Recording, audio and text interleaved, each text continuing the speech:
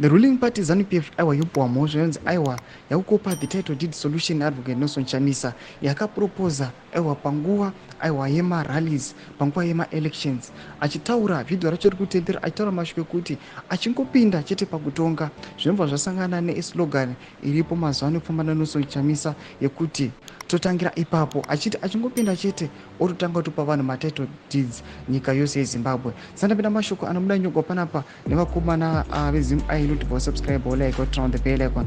Tipinda panapa vanoposta this video right going Nelson Chamisa unyora vachiti government has copied Chamisa's title deed solution while announcing state documents still to be confirmed by the country's banks. In the video below is Nelson Chamisa during one of his campaign rallies before the 2023 elections when he was speaking in Hona, announced title deed for farmers.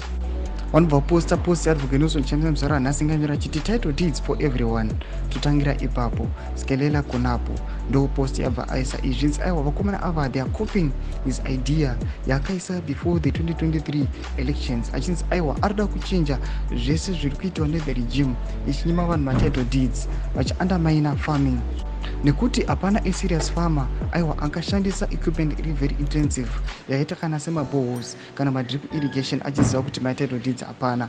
Kutidza mafungiro enyu muri kudii pamusoro pechitiko ichi chatakuona kuti ava vakomana vakuadvanza aiwa vachifulfilla a solution to the problem yakanga yaobjectiviwa yakanga yaisiwa patable naadvocate Nelson Chamisa. Tudze mafungiro enyu muri kudii pamusoro pechitiko ichi. Pinda comment section medu, sono subscribe or like, sono turn on the bell icon.